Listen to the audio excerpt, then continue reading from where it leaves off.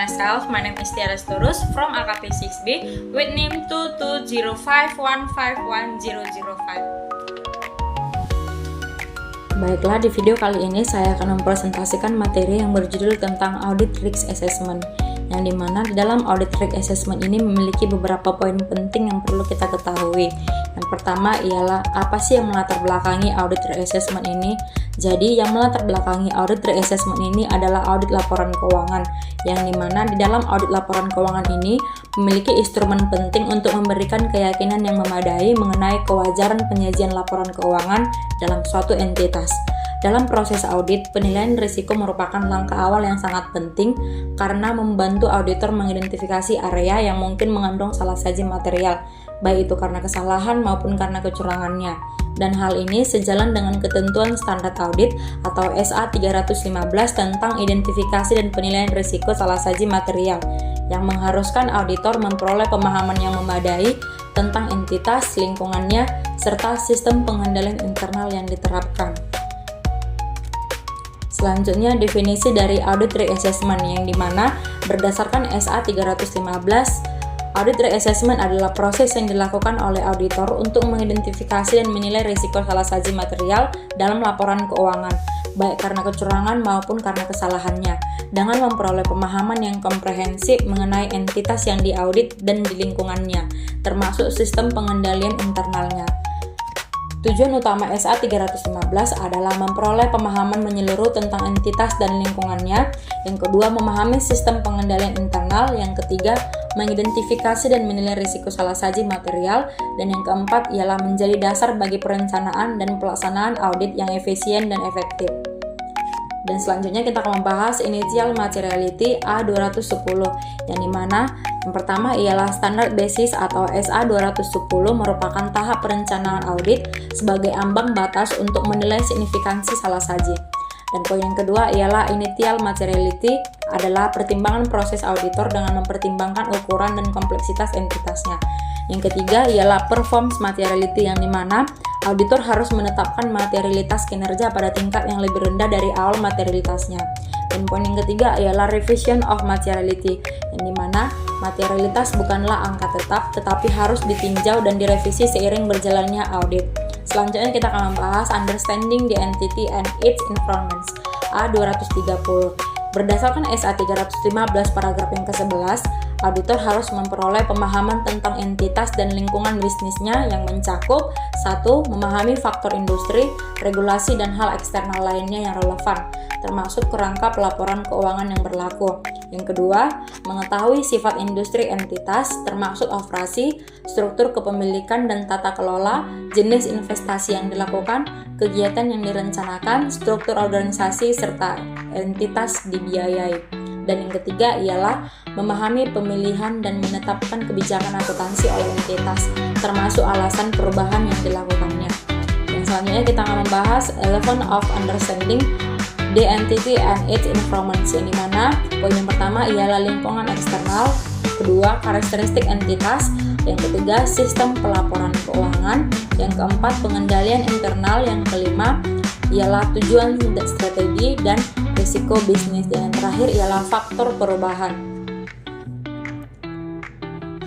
Dan selanjutnya kita akan membahas tentang Inherent Risk A240, yang dimana industri atau model bisnis tertentu membawa risiko yang lebih tinggi, terutama pada akun seperti persediaan, piutang, dan aset tetap karena kompleksitas atau potensi yang memanipulasi.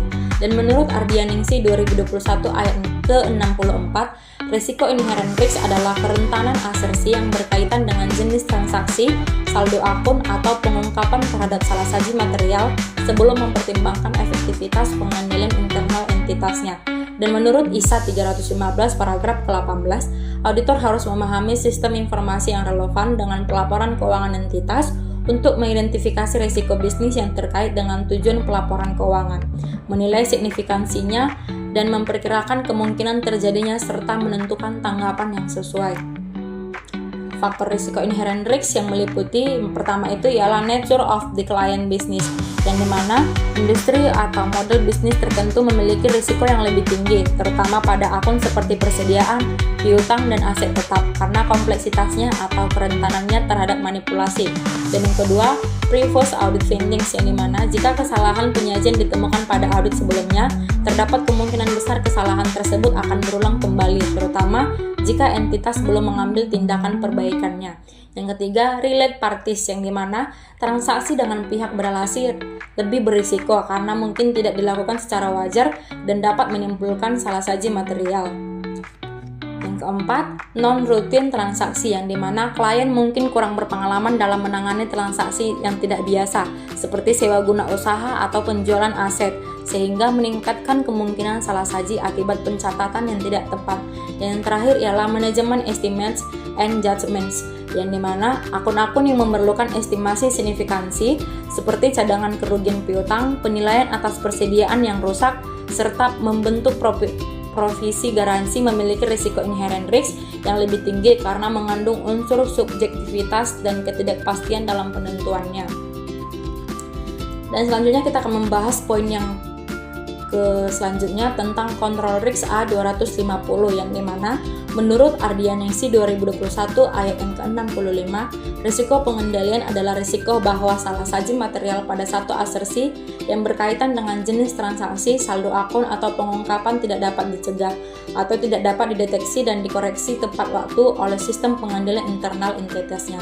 Dan berdasarkan ISA 315 paragraf yang ke-20, auditor diwajibkan untuk memahami efektivitas pengendalian yang dianggap perlu guna untuk menilai risiko salah saji material pada tingkat asersi yang merancang prosedur audit lanjutan yang sesuai dengan risiko yang telah dinilainya. Dan selanjutnya kita akan membahas Risk of Material Misstatement atau ROMM A270, yang dimana risiko salah saji material atau Risk of Material Misstatement adalah risiko bahwa laporan keuangan suatu entitas mengandung salah saji material sebelum audit dilakukan. ROMM merupakan gabungan dari risiko inherent atau inherent risk dan risiko pengendalian atau control risk, yang dimana auditor diwajibkan untuk mengidentifikasi dan menilai risiko salah saji material pada dua tingkat. Tingkat yang pertama ialah tingkat laporan keuangan atau risiko inherent risk, dan tingkat yang kedua ialah tingkat asersi untuk transaksi, saldo akun, dan pengungkapan atau pengendalian risiko. Dan selanjutnya kita akan membahas Communication with Third-Party Governments atau TCWG and the Internal Audit atau SPI A260, yang dimana Third-Party Governments adalah individu atau organisasi yang bertanggung jawab atas arah strategis entitas dan memastikan terpenuhinya kewajiban akuntabilitasnya atau SA 260 pada paragraf yang ke-10.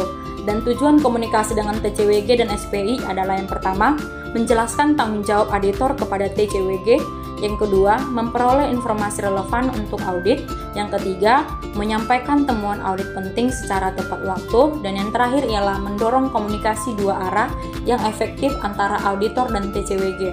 Dan dalam bentuk komunikasinya, auditor memiliki 4 poin-poin penting, yang dimana poin yang pertama ialah auditor harus menyampaikan temuan audit penting dan independensinya kepada TCWG secara tertulis.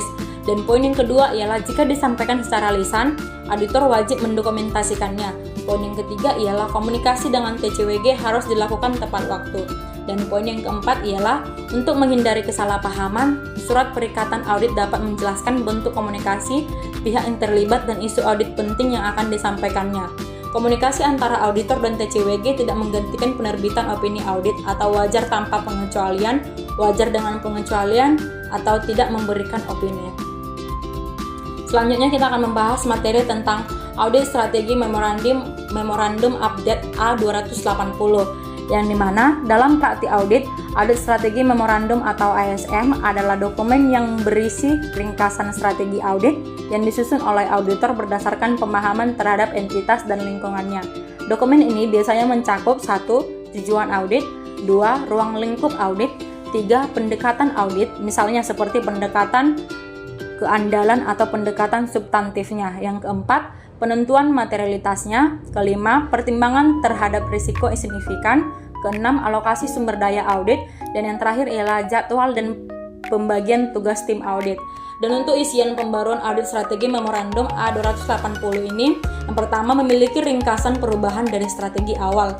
Yang kedua, alasan perubahan seperti risiko tambahan, salah saji material, atau temuan audit awalnya. Dan ketiga, dampak perubahan terhadap rencana audit seperti alokasi tim, waktu, dan prosedur tambahannya. Dan terakhir ialah persetujuan dan komunikasi terhadap partner audit.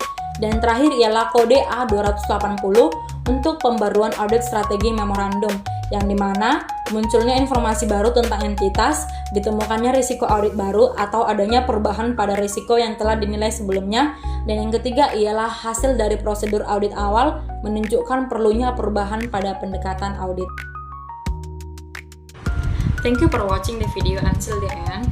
I hope the material is useful for all of us.